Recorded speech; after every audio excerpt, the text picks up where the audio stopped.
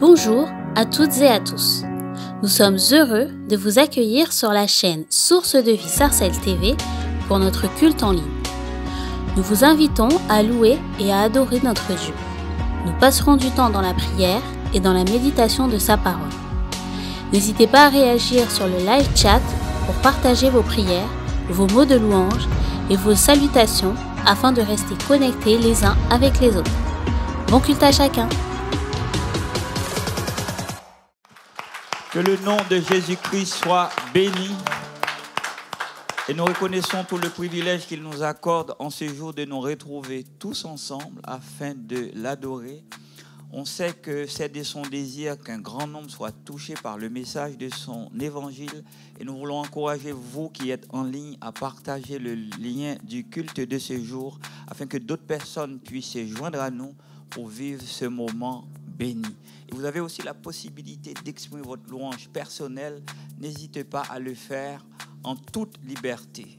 Maintenant, tous ensemble, unissons notre voix avec le groupe de louanges pour adorer et louer le Seigneur qui en est très digne. Amen. Est-ce qu'on peut encore l'applaudir? À Dieu soit toute la gloire. Et nous continuons avec notre sœur Alice. Nous sommes là aujourd'hui. Déjà, bonjour à tous. J'espère que vous allez bien. Et nous sommes là aujourd'hui ensemble pour louer et adorer notre Dieu. Amen. Que vraiment tous ensemble, nous puissions lui apporter notre reconnaissance. Alléluia. Seigneur, élève-toi encore en ce lieu. Élève-toi, Seigneur, parmi nous, Jésus. Amen.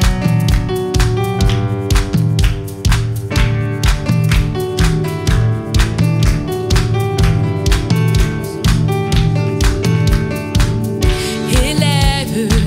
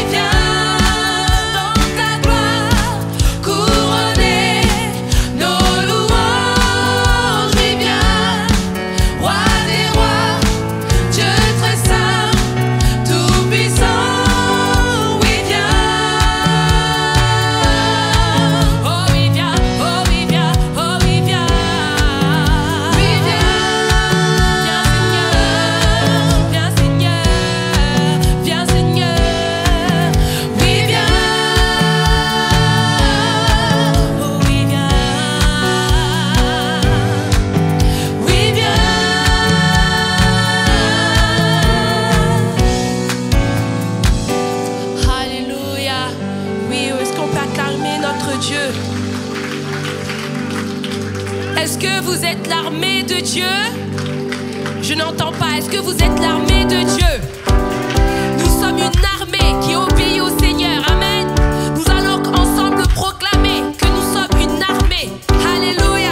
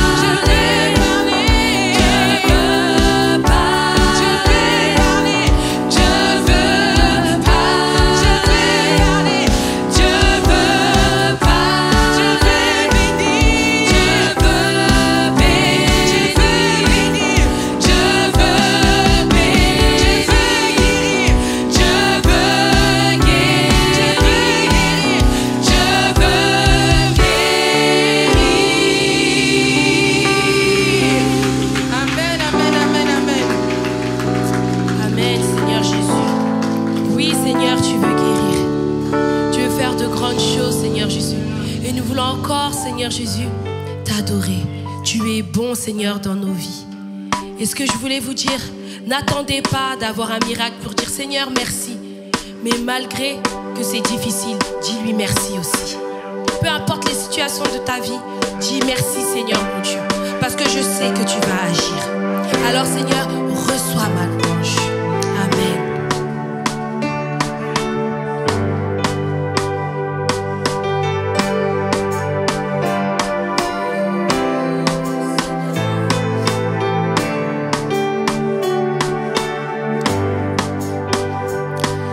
Tes bontés dans ma vie et ta grâce infinie. Oh,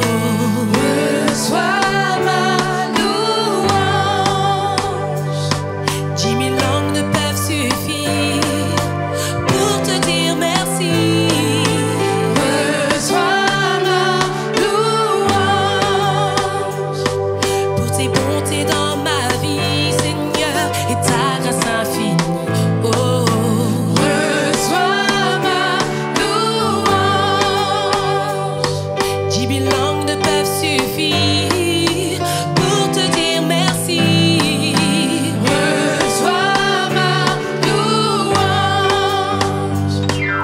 Toi qui guéris les malades et qui fais toutes choses à merveille. Reçois ma louange. Toi qui connais mon cœur, le Dieu de l'impossible.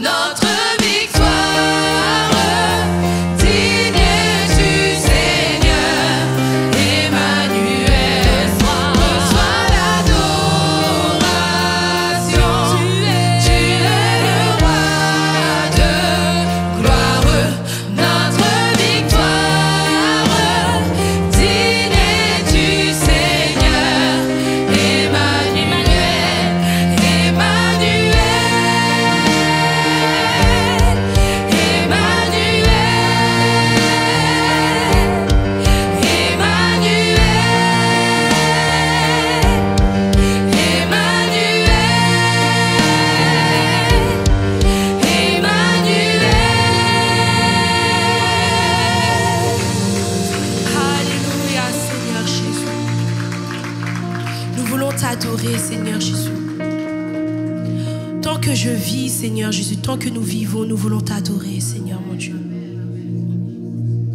Apprends-nous à te louer, à t'adorer, Seigneur, même quand tout va mal, quand tout va bien. Seigneur, apprends-nous à t'adorer, Jésus.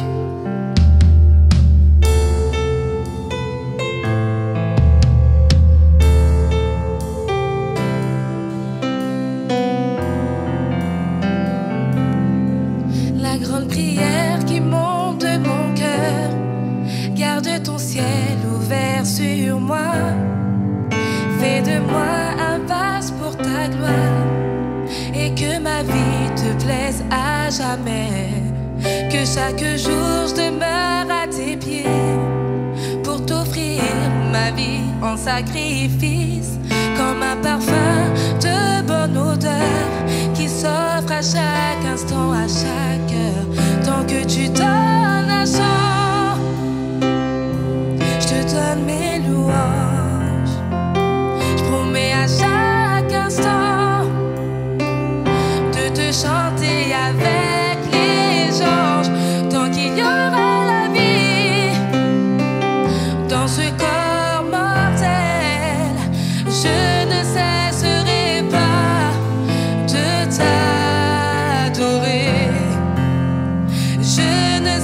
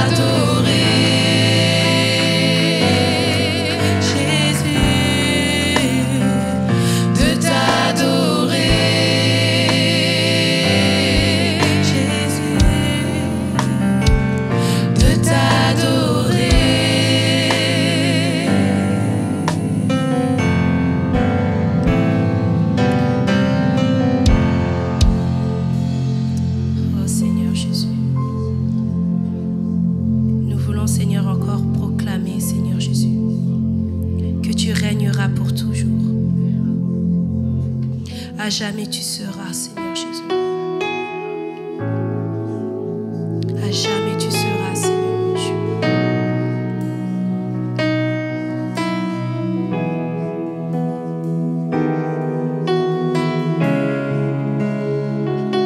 Seigneur, merci pour tout. À toi tout l'honneur, Jésus. À jamais tu seras.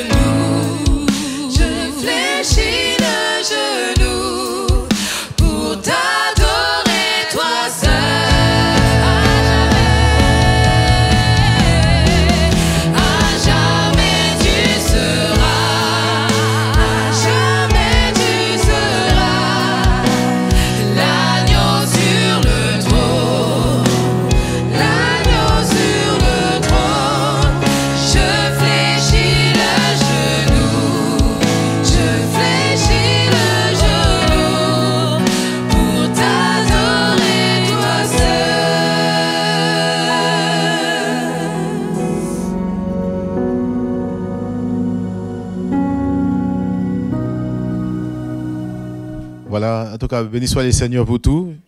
Je vous salue dans le nom de Jésus. Et je suis content aussi d'être là. Ce n'est pas toujours évident vraiment d'être porte-parole, hein, d'apporter la parole du Seigneur. Mais que Dieu nous fasse grâce afin d'apporter vraiment sa parole convenablement. Que le nom du Seigneur soit béni. Depuis un certain temps, j'ai à cœur en fait le thème sur le royaume, le sujet sur le royaume. On va parler vraiment sur le royaume des dieux.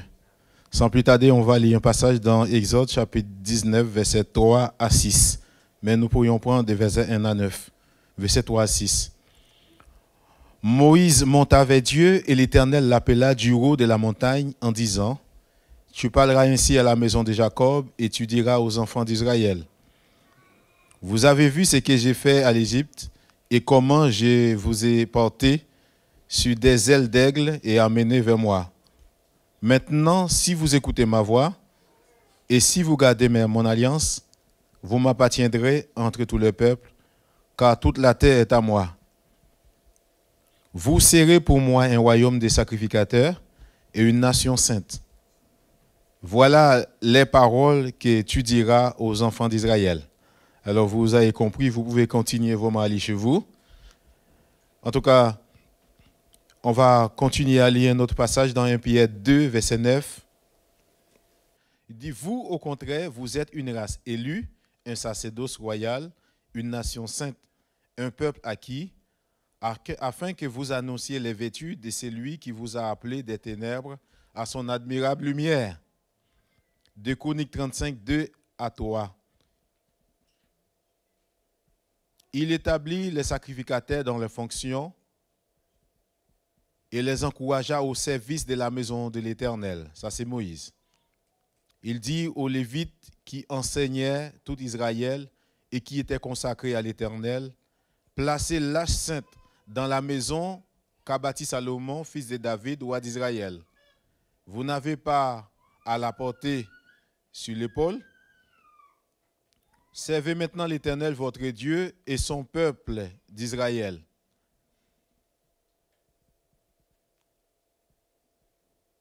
Amen. On va s'arrêter là pour les lectures. Au fur et à mesure, je vais lire des passages.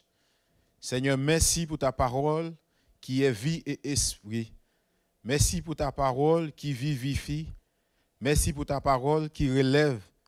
Merci pour ta parole qui transforme. Merci pour ta parole, mon Dieu, qui fait marcher les lépreux, qui guérit les cœurs brisés, qui restaure l'âme. Sois glorifié pour ta parole. Merci, parce que tu m'as chargé d'annoncer cette parole-là.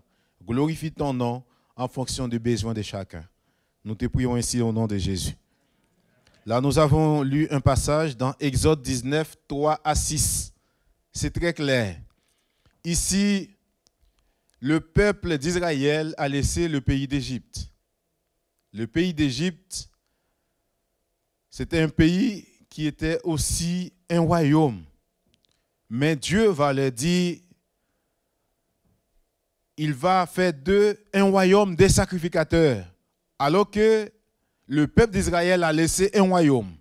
Et ce royaume qu'ils ont laissé, le royaume d'Égypte, à ce moment-là dirigé par Pharaon, gouverné par Pharaon, régné par Pharaon en tout cas, Dieu leur a dit qu'il va leur donner un autre endroit, un autre royaume.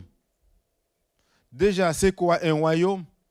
Un royaume, c'est un territoire dirigé ou gouverné par un roi, ou du moins un État. On peut parler d'un État gouverné, dirigé par un roi, sous la domination d'un roi.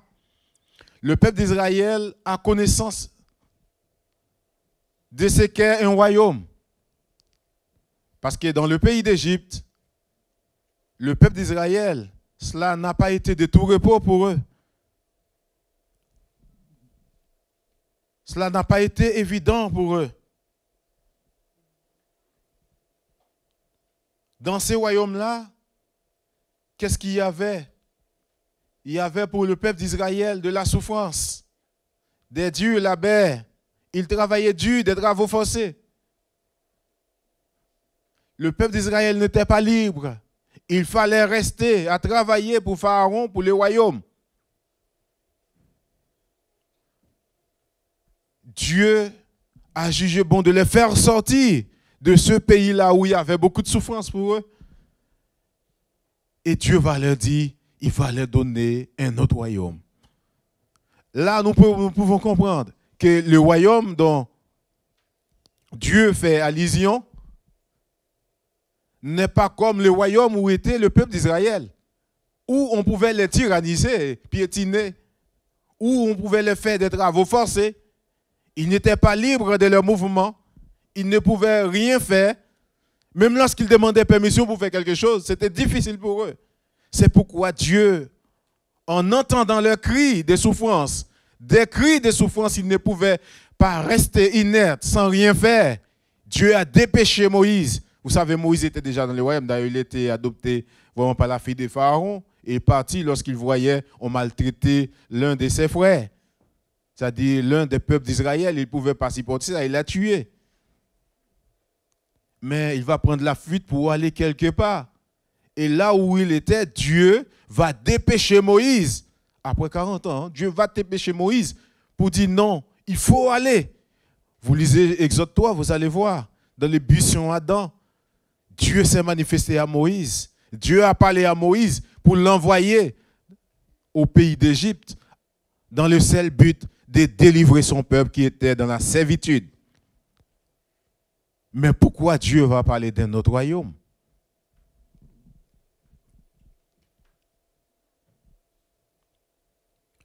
Vous avez bien compris, en fait, dans un royaume, le roi a pouvoir sur ses sujets, n'est-ce pas? Tout ce que le roi ordonne, dit, tout ceci ou tout cela doivent être exécutés, n'est-ce pas? En cas de désobéissance, il peut y avoir quoi? Hein? Il peut y avoir la mort aussi, hein? Oui, oui. Ça dit un roi a le pouvoir de vie ou de mort. Mais Dieu va dire maintenant, Dieu va donner des directives. Il va dire maintenant ce peuple va m'adorer, il va me servir.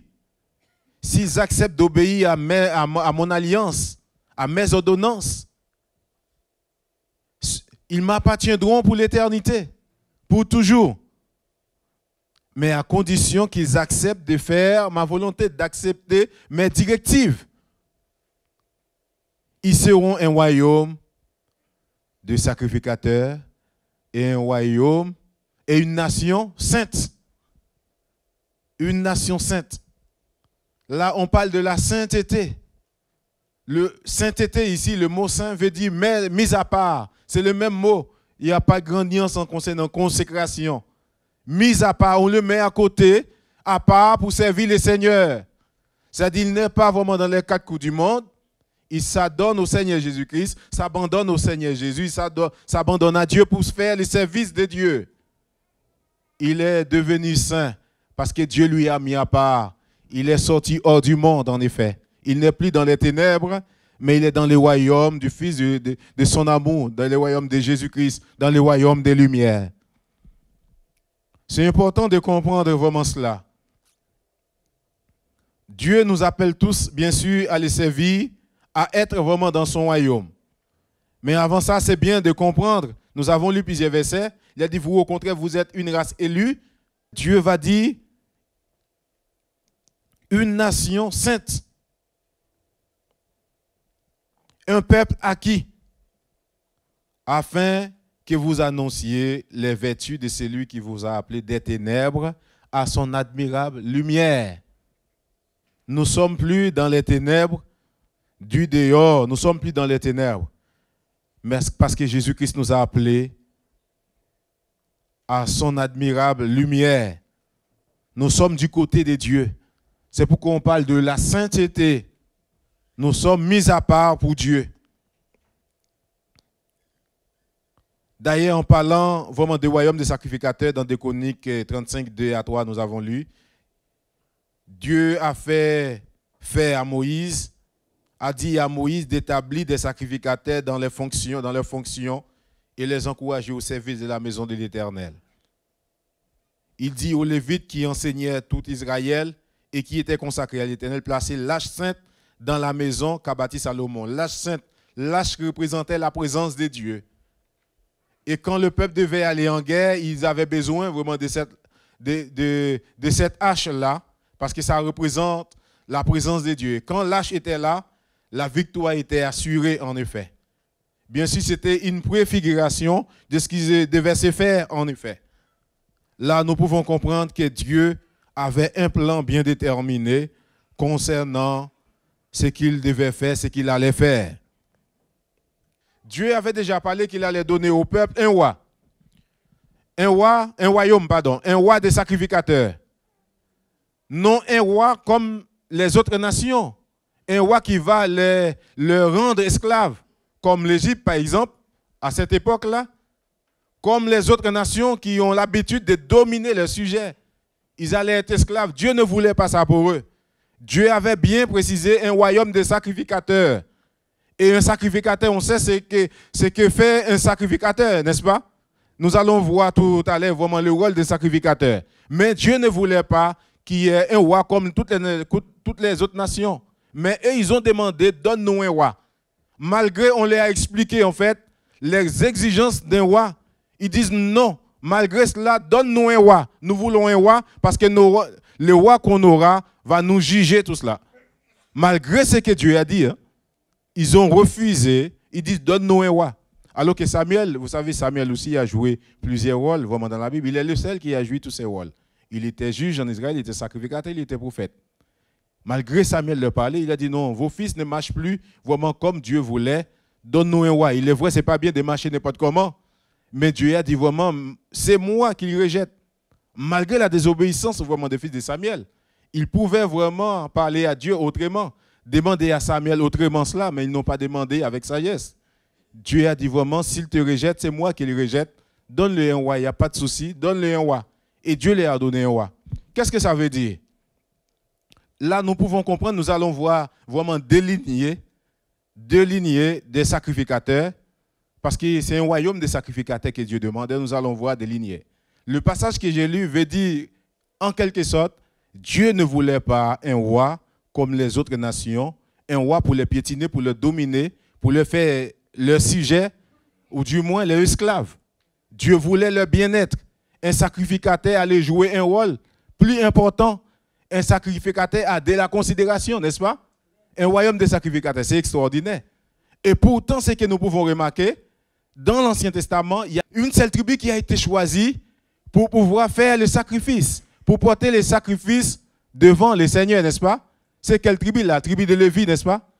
Eh bien, c'est la lignée de Pharaon. Nous allons voir deux lignées de sacrificateurs, celle d'Aaron, et celle de Jésus. La lignée d'Aaron. Dieu a commencé ce qu'il a promis. Il a parlé à Moïse pour les choix des sacrificateurs. Dans Exode 28, verset 1 à 2, Moïse dit, Dieu a dit, fais approcher de toi Aaron, ton frère, ses fils, et prends-les parmi les enfants d'Israël pour les consacrer à mon service dans le sacerdoce. Aaron et ses fils, et les fils d'Aaron, Nadab, Abihu, Éléazar et Itamar, tu feras d'Aaron ton frère des vêtements sacrés pour marquer sa dignité et pour lui servir de parure. Deutéronome 10, verset 8 à 9. C'est important, vraiment, si vous pouvez écrire, prendre note, en effet. En ce temps-là, l'Éternel sépara la tribu de Lévi et lui ordonna de porter l'âge de l'alliance de l'Éternel, de se tenir devant l'Éternel pour le servir et de bénir le peuple en son nom. Ce qu'elle a fait jusqu'à ce jour. C'est pourquoi Lévi n'a ni pas d'héritage avec ses frères. L'Éternel est son héritage, comme l'Éternel, ton Dieu, le lui a dit. La tribu de Lévi a été choisie pour les sacrifices, pour offrir des sacrifices à l'Éternel. C'est pourquoi Dieu ne lui a pas donné départ pour travailler la terre, non. Il devait être au service de l'Éternel. On va lire dans Deutéronome 18, 1 à 8 qui dit « Les sacrificateurs, les Lévites, la tribu entière de Lévi, n'auront ni part ni héritage avec Israël. Ils se nourriront des sacrifices consumés par le feu en l'honneur de l'Éternel et de l'héritage de l'Éternel. Ils n'auront point d'héritage au milieu de leurs frères. L'Éternel sera leur héritage. comme il le leur a dit. Voici quel sera le droit des sacrificateurs sur le peuple, sur ceux qui offriront un sacrifice, un bœuf ou un agneau. On donnera au sacrificateur l'épaule, la mâchoire et l'estomac. Tu lui donneras les prémices de ton blé, de ton mou, de ton huile et les prémices de la toison des brebis. Là, je peux vraiment rester vraiment ici. Dieu a donné les conditions, Dieu a donné aussi les droits des sacrificateurs ou des lévites. Parce que l'ouvrier qui travaille mérite son salaire. L'ouvrier mérite son salaire. On n'a pas à manger le courage de qui que ce soit. Si la personne travaille, on doit vraiment le payer. C'est Dieu qui a rétabli toutes ces choses-là, en effet. C'est pourquoi les sacrificateurs avaient leur part, même lorsqu'ils travaillaient, ils offraient des sacrifices. Vraiment, Dieu leur donnait leur part, en effet. Et lorsqu'ils recevaient les offrandes, c'est eux qui distribuaient, qui donnent les dîmes de la dîme aux sacrificateurs, en effet. Eux, ils ont redistribué, ils font redistribution aux autres, en effet, parce qu'ils avaient reçu beaucoup, parce que c'est tout le peuple, tout un peuple qui donnait, tout le peuple d'Israël. C'est pourquoi, en fait, cela a été différent, la manière que Dieu organisait les choses. Ce n'était pas un roi qui dominait sur eux, c'est Dieu même qui était leur propre roi directement. Parce que c'est des sacrificateurs, c'est des juges, c'est des prophètes qui étaient là. Quand il y avait des problèmes, c'est les prophètes que Dieu utilisait pour parler à leur cœur. N'est-ce pas? Et quand il y a la guerre, Dieu prend les juges pour se mettre devant et prendre des gens pour aller à la guerre. Mais malheureusement, ils ont désobéi. Ils disent à Dieu, donne-nous un roi. Dieu ne voulait pas cela, exactement. Mais dans la lignée d'Aaron, on peut comprendre, il y avait des sacrificateurs. Et ces sacrificateurs-là étaient là pour jouer un rôle bien déterminé. C'est pour faire des sacrifices, pour offrir des offrandes à l'Éternel. En faveur des gens qui sont péchés, du peuple en effet. Quand ils pêchent, ils devaient venir auprès de l'Éternel, auprès des sacrificateurs pour confesser les péchés, bien sûr accompagnés d'un animal, accompagnés d'une chèvre ou bien un mouton ou bien des sauterelles, selon vraiment leurs moyens. Dans Hébreux 9, versets 7 à 9, il dit, dans la seconde, le souverain sacrificateur seul entre une fois par an, non sans y porter du sang qu'il offre pour lui-même et pour les péchés du peuple. Le Saint-Esprit montrait par là que le chemin du lieu très saint n'était pas encore ouvert, tant que le premier tabernacle subsistait. Le tabernacle, c'est le lieu, la tente d'assignation, le lieu des rencontres avec l'Éternel. On peut dire le lieu très saint.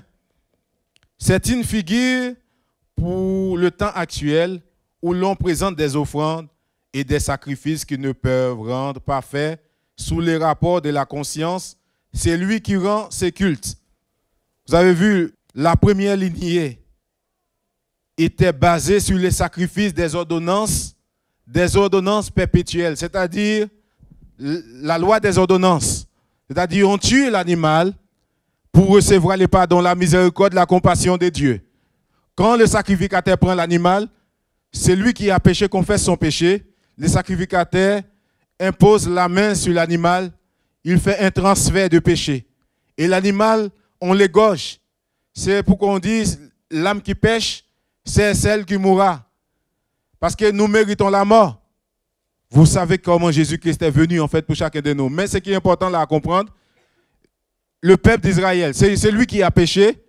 Puisqu'il mérite la mort, il ne va pas mourir parce qu'il présente un animal. Cet animal-là, on va l'égorger, va prendre sa place. On va tuer cet animal-là. Et lui, son péché sera couvert. N'est-ce pas merveilleux? Ça, c'est la lignée d'Aaron. C'est quelque chose qui était fait. On devait répéter ça. Au fur et à mesure, à chaque fois qu'on pêche, on devait venir auprès des sacrificateurs pour présenter vraiment son offrande. On demande pardon. Les sacrificateurs reçoivent les requêtes et ils portent le péché. Et le péché, désormais, est transmis à l'animal. On égorge l'animal, soit on le brûle. C'est ce qu'on appelle l'Holocauste. On l'égorge, on les tue. C'est vraiment très important, mes bien-aimés, de comprendre cela. Ça, c'est la lignée d'Aaron. C'était vraiment quelque chose de limité. Mais le royaume que Dieu parlait, nous allons voir la lignée de Jésus. La lignée de Jésus est très claire dans le livre de Daniel, chapitre 7, de 13 à 14. J'ai regardé, c'est dans sa vision, Daniel dit, « Pendant mes visions nocturnes, et voici sur les nuées, des cieux arriva jusqu'à quelqu'un de semblable à un fils de l'homme. Il s'avança vers l'ancien des jours et on le fit approcher de lui. On lui donna la domination, la gloire et le règne. Et tout le peuple, les nations et les hommes de toutes langues le servirent. Les hommes de toutes langues, c'est ce qu'on vraiment remplace justement par les mots race. Les hommes de toutes langues. Sa domination, le vrai sens. Sa domination est une domination éternelle qui ne passera point. Et son règne ne sera jamais détruit. Là, on est en train de parler de Jésus, la lignée de Jésus. Les gens qui allaient suivre Jésus de Nazareth. Regarde ce que Marie a dit dans Luc 1, de verset 30 à 33, lorsque l'ange va le visiter. L'ange lui dit, ne crains point, Marie, car tu as trouvé grâce devant Dieu, et voici tu deviendras enceinte et tu enfanteras un fils, et tu lui donneras le nom de Jésus. Il sera grand et sera appelé fils du Très-Haut. Et le Seigneur Dieu lui donnera le trône de David, son père. Il régnera sur la maison de Jacob éternellement, et son règne n'aura point de fin. C'est de ces règnes-là que Dieu parlait en effet. Là, nous pouvons comprendre que nous sommes des sacrificateurs, car Dieu l'a dit dans sa parole. Si nous regardons Apocalypse 1, des versets 4 à 6, Jean aux 7 églises dans sa vision, qui sont en Asie, que la grâce et la paix vous soient données de la part de Dieu, de la part de celui qui est, qui était et qui vient, et de la part des 7 esprits qui sont au devant de son trône, et de la part de Jésus-Christ, le témoin fidèle, le premier-né des morts, et le prince des rois de la terre. À celui qui nous aime et qui nous a délivrés de nos péchés par son sang, et qui a fait de nous un royaume des sacrificateurs pour Dieu son Père. À lui soit la gloire, la puissance au siècle des siècles. Apocalypse 5, versets 9 à 10 dit, « Et il chantait un cantique nouveau en disant, tu es digne de prendre le livre. » Jésus-Christ qui est rentré une fois pour toutes dans la tente d'assignation, dans les lieux très saints. Tu es digne, Jésus-Christ est digne de prendre le livre et d'en ouvrir les sceaux. Car tu as été immolé, tu as racheté pour Dieu par ton sang des hommes, de toute tribu, de toute langue, de tout peuple et de toute nation. Tu as fait d'eux un royaume de sacrificateurs pour notre Dieu, et ils régneront sur la terre. Amen. Mais quel est le rôle des sacrificateurs?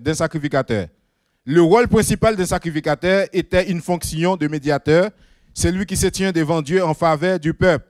Mais ce sacerdoce n'étant pas parfait, il devait être remplacé par un autre sacerdoce, un autre souverain sacrificateur à la personne de Jésus.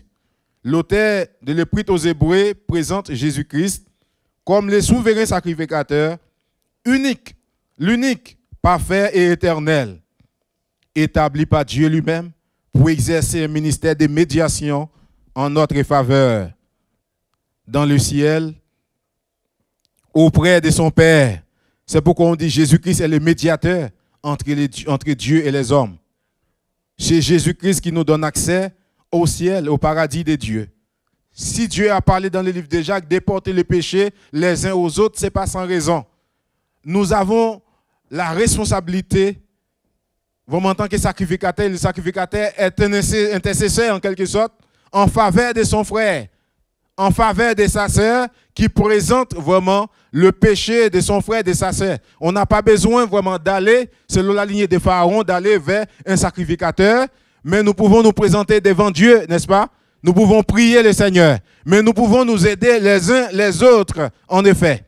Il y a beaucoup parfois qui ne portent pas les fardeaux, quand on leur confesse quelque chose, on leur dit quelque chose, ils ne prennent pas ça pour présenter devant Dieu, mais qu'est-ce qu'ils font? Ils commencent à critiquer, ils commencent à colporter pour dire vraiment, regarde la condition de telle personne, ça devait pas être ainsi.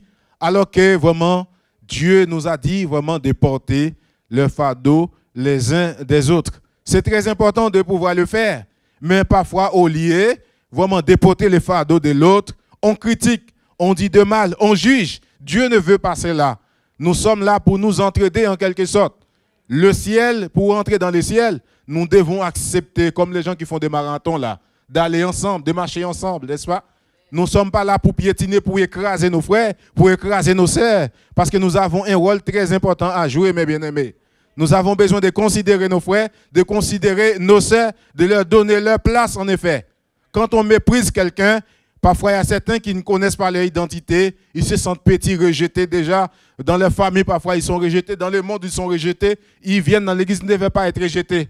Alors si tu as la responsabilité vraiment d'en prendre soin, il faut le faire. Le fardeau, c'est Jésus-Christ qui porte le fardeau. Hein? Nous prenons simplement le fardeau, nous le présentons à Dieu. C'est le rôle d'un sacrificateur. Mais si tu portes cela, ça va être lourd pour toi. Je pense que vous avez compris. Hein? J'ai pris un bon exemple pour que vous puissiez comprendre en effet. Le sacrificateur est là pour prendre vraiment le fardeau du peuple. Il ne garde pas pour lui-même. Hein? Il présente simplement à Dieu. Ce n'est pas son problème. Ça, c'est le problème de Dieu. Tu présentes à Dieu et Dieu prend cela. Dieu accorde le pardon. Dieu accorde la grâce. Il accorde la miséricorde. Il accorde la faveur. Amen. C'est notre rôle.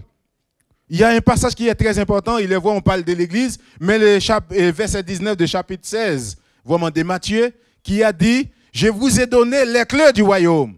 Les clés du royaume. Qu'est-ce qu'on fait avec une clé? C'est pour ouvrir, pour fermer. Lorsque les gens viennent auprès de toi, tu peux les libérer. Tu peux les libérer, tu peux les délivrer. Et dans ta bouche, il peut sortir la condamnation aussi, en fonction de la chose. Hein? Parce que nous avons la clé du royaume. Le royaume des cieux, ou le royaume de Dieu, est très important pour chacun de nous, parce que nous faisons partie de ce royaume-là. Nous pouvons libérer les gens. Parce que vraiment, Dieu nous a tout donné, le pouvoir. Dieu nous a donné le pouvoir. Avec ce pouvoir-là, nous pouvons libérer, nous pouvons faire du bien aux gens, libérer les captifs au nom de Jésus, parce que nous avons ce pouvoir-là. Mais c'est à nous d'exercer ce que Dieu nous a demandé d'exercer. Chacun de nous, nous avons besoin de la grâce de Dieu. Peut-être ce n'est pas la même mesure pour chacun, mais chacun de nous avons besoin de la grâce de Dieu. Alors, le rôle qu'on a à jouer, il faut le jouer. Je vais écouter, en fait. J'ai beaucoup de versets que je pourrais citer, mais je laisse. Mais on va voir qu'est-ce qui caractérise le royaume. Ce qui caractérise le royaume, on va voir ça dans Romains 14, verset 17, qui dit le royaume, car le royaume de Dieu, ce n'est pas le manger et le boire, mais la justice, la paix et la joie par le Saint-Esprit. C'est cela, en fait. La justice, la paix, la joie par le Saint-Esprit. Vous pouvez lire tous les chapitres. Mais Nombre 35 dit, de verset 10 à 15, j'ai donné, mais nous pouvons lire tous les chapitres. Hein, vous pouvez lire tous les chapitres. Dieu a dit, parle aux enfants d'Israël et dis-leur, lorsque vous aurez passé les Jourdains et que vous serez rentrés dans le pays de Canaan, vous vous établirez des villes qui soient pour vous des villes de refuge où pourra s'enfuir le meurtrier qui aura tué quelqu'un volontairement. Ces villes vous serviront de refuge contre le venger du sang, afin que le meurtrier ne soit point mis à mort avant d'avoir comparé devant l'assemblée pour être jugé. Là, nous avions parlé vraiment du rôle des sacrificateurs, c'est de juger en effet les sacrificateurs. De juger. C'est un royaume de justice. Mais si toutefois nous sommes dans l'injustice, il y a quelque chose qui ne va pas. Dieu a fait des endroits, a préparé des endroits. Il a dit à Moïse de préparer des endroits pour que les gens qui commettent vraiment quelque chose de manière volontaire, un maître de manière volontaire, qu'il soit quoi? Qu'il soit dans ce refuge-là, afin qu'il puisse passer par les jugements. Et alors que vraiment Dieu demande qu'il faut juger, les sacrificateurs doivent juger, il ne faut pas se venger soi-même, il faut que ça soit comparu en tout cas devant un tribunal, devant un juge, pour voir est-ce que c'est fautif ou pas. Mais aujourd'hui, il y a beaucoup d'injustice un peu partout, en effet. Nous sommes dans l'injustice et nous voulons la paix. On a dit le royaume de Dieu, c'est la justice, la paix et la joie par le Saint-Esprit. Tout dernièrement, j'ai pris vraiment l'exemple vraiment de quelqu'un qui va mentir sur un autre, en fait, pour couvrir un autre. Quand tu mens comme ça, est-ce que c'est la justice? Tu vas essayer de couvrir l'autre alors que tu fais un tort. Tu fais tort à ton frère ou à ta soeur ou à l'autre, en effet. Et quand tu fais tort, est-ce que tu es dans la justice? Maintenant, C'est lui qui a appris que tu as fait ça. Lui-même, il a la colère dans son cœur, il va se venger. Il va te dire, tu vas payer ça quand même. Il y a certains qui prennent poignard, il y a d'autres qui prennent épée, il y a d'autres qui prennent revolver, parce qu'il faut se venger. Dieu dit à moi la rétribution, la vengeance, c'est vrai. Mais quand même, quand nous faisons ce genre de choses, nous savons dire que nous sommes dans l'injustice. Dieu ne veut pas qu'on soit dans l'injustice. Il doit y avoir la justice pour tous. Nous n'avons pas besoin de mentir, de colporter des choses faussement. C'est pourquoi Dieu déteste le faux témoignage. Je ne peux pas avancer devant, je donne un faux témoignage pour dire Dieu a fait telle chose pour moi, telle chose. Il y a des gens qui parlent beaucoup. Si Dieu n'a pas fait, ne dis pas que Dieu a fait. Dieu n'a pas besoin de ton témoignage là, que tu ajoutes quelque chose pour que les gens soient contents. Non, le faux témoignage, Dieu n'a pas besoin de ça. Dieu n'a pas besoin de mentions de qui que ce soit. Dieu a besoin de ton cœur pur. Tu puisses avoir un langage pur. C'est pourquoi Dieu a dit de faire attention même avec nos langues. Hein? Jacques 4, vous pouvez lire tous les chapitres. Chapitre 1er, verset 26 dit aussi, nous avons besoin de mettre un mort. Nous avons besoin de mettre notre langue en bride parce que ça peut faire du mal, bien-aimés. En tout cas, Dieu n'aime pas l'injustice. Comme vous avez compris, nous ne sommes pas là pour condamner qui que ce soit. Le message est pour moi aussi, ne soyez pas fâchés. Mais ce qui est sûr, Dieu nous appelle à vivre dans la justice. On parle de la paix. Pour avoir la paix, il faut être dans la justice. Quand tu es angoissé, bouleversé, tourmenté, il faut faire une forme d'introspection. C'est-à-dire tu rentres en toi-même pour juger.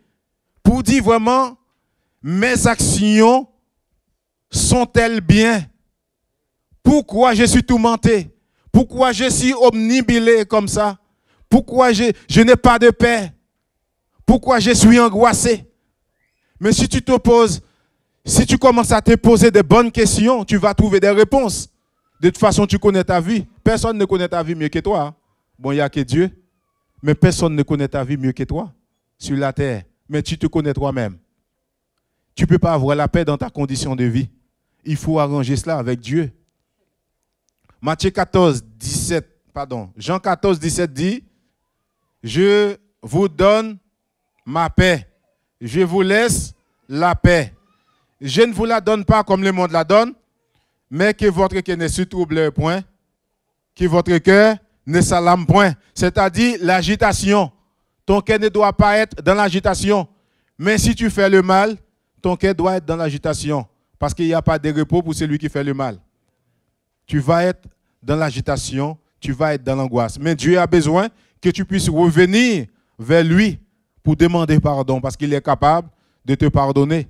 Nous avons un souverain sacrificateur qui est Jésus. Nous n'avons pas besoin de présenter des animaux devant un sacrificateur, parce que nous pouvons aller directement vers Dieu. Nous pouvons rentrer dans le lieu très saint directement pour dire, Dieu, je reconnais mon tort, je péché contre toi, je ne veux plus retourner dans ce péché-là, dans cette vie-là. Fais-moi grâce, je m'avance vers toi, délivre-moi totalement. D'autant plus qu'il a déclaré que nous sommes une nation sainte, nous sommes une race élue, un sacerdoce royal. Nous ne sommes pas n'importe qui, en effet. Dieu veut notre sanctification, bien sûr. Dieu veut notre délivrance, bien sûr. Mais nous avons besoin de faire cela de manière volontaire. Parce que Dieu n'est pas un tyran pour nous tyranniser. Il ne va pas te piétiner pour dire non. Il ne va pas te forcer pour que tu puisses venir à lui. Il va te laisser le libre arbitre. Il te laisse même le libre arbitre afin de choisir le bien ou le mal. Il y a un passage qui m'importe énormément dans Jérémie 15, verset 19 à 20. Il a dit, si tu sépares ce qui est vil de ce qui est précieux, ce qui est précieux de ce qui est vil, tu seras comme ma bouche, en effet. Alors nous avons besoin de faire une séparation parce que nous sommes le peuple de Dieu, un peuple saint. Vous savez, même lorsqu'on dit Jésus-Christ va revenir chercher son église, il va chercher quelle église? Une église sainte. Vous n'êtes pas là avec moi? Il va chercher une église sainte, n'est-ce pas? Une église sans ride ni tache, en effet. C'est pourquoi nous avons besoin de nous préparer, mes bien-aimés, parce que désormais nous sommes dans un royaume de sacrificateurs, vraiment des hommes qui peuvent se présenter devant Dieu. Auparavant, tu ne pouvais pas les faire. Il fallait passer par les sacrificateurs et pas sans rien. Il fallait marcher avec un animal. Mais aujourd'hui, tu peux te présenter devant Dieu. Seigneur, pardonne-moi. Fais-moi grâce. J'abandonne mes péchés. J'abandonne mes actions mauvaises. Acceptez-moi tel que je suis. Et Dieu va le faire. En tout cas, je vais finir là. Ne reste pas dans les ténèbres, mes bien-aimés. Vous avez vu ce que Dieu a fait dans 1 Pierre 2. Dieu nous a appelés à faire quelque chose de très important. C'est de délaisser le royaume des ténèbres. Les ténèbres aussi, c'est le royaume. Hein. Satan a son royaume. Mais Dieu ne veut pas qu'on puisse demeurer dans ce royaume-là. Nous avons besoin de venir dans le royaume ou de rester dans ce royaume des lumières, dans ce royaume des bénédictions, dans ce royaume où Dieu nous appelle à vivre le bonheur sans fin. Nous avons besoin de rester dans ce royaume-là. C'est pourquoi je soulève aujourd'hui, vraiment concernant le sacrificateur, un royaume des sacrificateurs. Tu n'es pas n'importe qui. Et Dieu n'a pas besoin vraiment un roi. Il y a quelque chose que j'ai touché. Vraiment, il y a beaucoup qui se comportent vraiment n'importe comment. J'ai touché vraiment dans plusieurs cultes là. Nous sommes dans la présence de Dieu. Nous sommes des sacrificateurs, n'est-ce pas? Dans l'Ancien Testament, les sacrificateurs qui présentent des offrandes, comment ils se comportaient? Même les vêtements, c'était pas n'importe quel vêtement. Hein? C'était des vêtements propres. Nous pouvons nous souvenir de Zacharie 3, hein, verset 3, même à 4. Il va parler vraiment l'autre qui avait ce vêtement sale. Et le souverain sacrificateur Josué, on lui a donné un vêtement blanc, un vêtement propre. Ils avaient des vêtements propres. Hein? Ce n'est pas n'importe comment. Lorsqu'ils étaient là, ils ne faisaient pas autre chose. Hein? Parce que le souverain sacrificateur même rentrait une fois par an dans le lieu très saint. Hein? Il ne pouvait pas rentrer chaque jour. Hein? Une fois par an, il devait se préparer. S'il ne se préparait pas, il allait tuer vraiment dans le lieu très saint, dans le tabernacle. Mais Dieu nous a fait grâce aujourd'hui. Aujourd'hui, nous avons une telle liberté. Il y a une chose qui était là, il n'est plus là. Quand on est dans l'église, on croise les pieds, tout ça. On est en train d'adorer. Nos frères sont piano dans la musique. Vraiment, les autres chantent ici et on croise les pieds, on regarde comme ça, on ne chante pas, etc. Quel genre de manière? Est-ce que Dieu acceptera vraiment ce genre de trucs? Malachie 1er dit, même lorsqu'on offre quelque chose à Dieu, on ne peut pas offrir vraiment n'importe quoi à Dieu. Malachie 1er dit, mais non, c'est que Dieu a dit, c'est que tu m'offres là. Offre ça à ton gouverneur pour voir est-ce qu'il va recevoir cela. Mais aujourd'hui, nous sommes dans l'adoration. On est en train d'adorer. Il y a d'autres qui croisent les pieds. C'est eux qui sont rois. Dieu ne fera pas ça même dans les ciels. On n'a pas dit que Dieu croise les pieds dans les ciels. Hein. On dit Dieu est assis. Il est sur son trône. Mais nous sommes plus que Dieu. On est dans l'église, on croise les pieds. Il y a d'adoration. Le portable, là, on reste sur le portable comme ça à communiquer avec qui? On passe à côté. Parfois, Dieu nous parle, nous n'entendons rien. Pourquoi? Parce que nous sommes dans notre monde. Il y a une pensée qui dit toutes choses sont prêtes si l'esprit est prêt. Si toutefois tu n'es pas là avec Dieu, tu te concentres, il y a un problème en effet. Moi, dans l'éducation chrétienne que j'ai reçue, je ne peux pas vraiment m'oser vraiment pendant qu'il y a l'adoration. Si je n'adore pas, je suis fatigué, comme Jacques a dit. C'est lui vraiment qui est triste, qui le prie. C'est lui qui est dans la joie, chante des cantiques. Mais je ne peux pas m'oser vraiment croiser les pieds pendant qu'il y a l'adoration. Peut-être c'est ces moments-là que Dieu a choisi pour me bénir. Je peux ne pas recevoir ma bénédiction dans la prédication. Peut-être ma bénédiction est dans la louange pendant que je commence à adorer. Dieu va se manifester. Dieu va envoyer la bénédiction. Mais si je suis ailleurs, comment je vais faire? Nous ne pouvons pas vraiment nous comporter n'importe comment. Nous sommes en communication avec nos portables, communication avec l'extérieur. Bien sûr, il y a la présidence. Vraiment, il y a des communications qu'on passe, etc. Ça, c'est important. Il y a exception. Mais si toutefois, ce n'est pas vraiment pour le bon déroulement du culte, pourquoi je vais rester sur mon portable? Pourquoi je viens à l'église? C'est préférable de rester chez moi. Comme ça, je sais que je parle, je discute, il n'y a pas de problème. Et le problème qu'il y a, c'est que quand je fais ça, je dérange les autres aussi. Quelle génération que je prépare? On est là pour préparer des disciples. Quels disciples je vais préparer? Des disciples de portables, de PlayStation. Dieu ne veut pas cela. On est dans un royaume de sacrificateurs et chaque sacrificateur doit offrir son offrande à Dieu. Amen. Chaque lévite doit offrir son offrande à Dieu.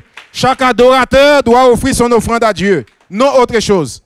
Mais que Dieu nous aide, mes bien-aimés. Que Dieu vraiment nous aide à avoir de la discipline. C'est pour moi, c'est pour toi. Hein? Je suis en train de parler là. Ce n'est pas pour dire vraiment les messagers pour toi, il n'y a pas pour moi. Hein? C'est une règle que j'ai fait de ma vie aussi, en fait, pour ne pas faire n'importe quoi. On peut comprendre si on prêche l'évangile, quelqu'un croise les pieds, ça c'est autre chose. En tout cas, pour moi, hein, même cela, je ne fais pas, hein, pour moi. Mais adoration, on est en train d'adorer Dieu, tout cela, je croise les pieds. C'est moi le roi, même Dieu ne fait pas ça. Le roi doit être assis sur le trône et vraiment, on adore Dieu. Même lorsqu'on passe les images là, les gens se prosternent, ils adorent Dieu. Ils ne font pas autre chose, croisent les pieds, à parler, etc., par-ci, par-là, troubler l'autre public. Quand c'est comme ça, nous empêchons aux autres de recevoir la bénédiction. On ferme la porte pour nous, mais on ferme la porte pour les autres aussi. Parce qu'il y a des autres qui sont troublés. Que Dieu vraiment nous aide, mes bien-aimés. Je vais m'arrêter là. Je pourrais dire beaucoup de choses. Je sais que mon temps est déjà fini. On m'a déjà annoncé cela. Mais c'est important de comprendre cela, mes bien-aimés.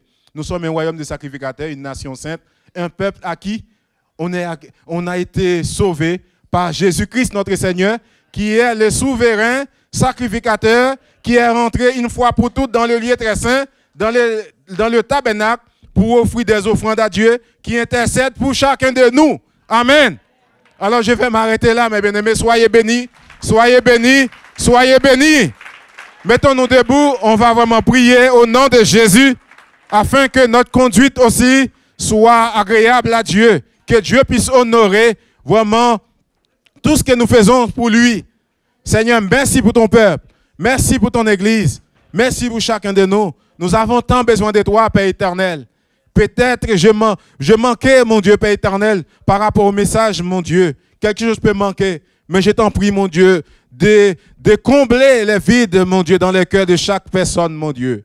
Parce que je sais que le temps est arrivé. Je n'ai pas pu vraiment donner tout ce qu'il faut convenablement. Mais je sais que tu sais parler au cœur, mon Dieu. Bénis ton peuple, bénis tes enfants. Ceux qui sont tourmentés, mon Dieu, qu'ils puissent reprendre vie. Ceux qui marchent comme dingues, mon Dieu, qui ne voient pas la vie comme vraiment celui qui est sanctifié pouvait le voir, comme celui qui est dans le royaume pouvait le voir. Je t'en prie de faire grâce, Père éternel, à chacun, de libérer des vies, de libérer des âmes, de briser les chaînes, mon Dieu, les chaînes de la servitude, toute forme de voile contraire. Nous déclarons que ça soit déchiré, comme les voiles a été déchirées du haut en bas, que les hommes soient libérés au nom de Jésus de Nazareth, que mes saints soient libérés, que l'Église soit libérée totalement, Père éternel. Nous déclarons la victoire au nom de Jésus. Nous déclarons que les écailles tombent, les chaînes tombent au nom de Jésus de Nazareth. Est-ce que nous pouvons dire, je ne mourrai pas, je vivrai? Je ne mourrai pas. Je ne mourrai pas, je vivrai. Je ne mourrai pas, je vivrai. Au nom de Jésus. Amen. Amen. Nous sommes dans la joie. Est-ce que vous êtes dans la joie? Nous allons lui apporter avec nos chants, nos danses, amen, des acclamations.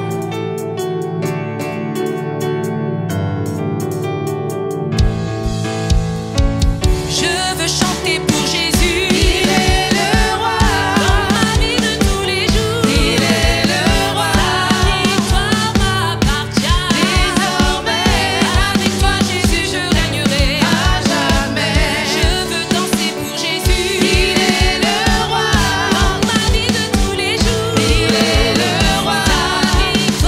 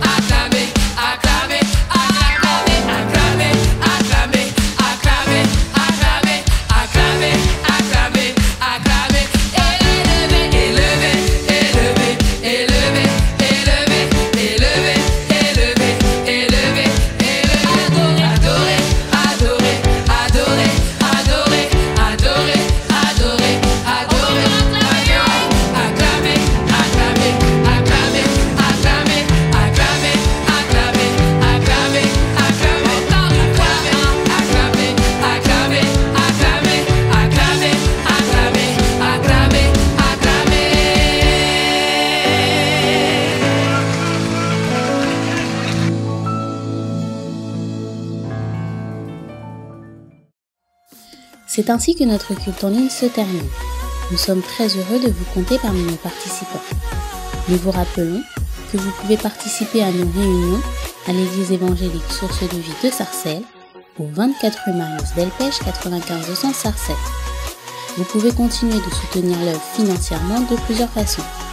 Par virement bancaire, par chèque ou par carte bancaire et prélèvement avec la plateforme DonorBox qui est sécurisée et facile d'utilisation. Merci d'avance pour votre aide et votre générosité et merci à tous ceux qui ont déjà fait des dons par ces différents types de paiements. Retrouvez toutes les informations sur les réunions et sur les paiements dans la description sous la vidéo.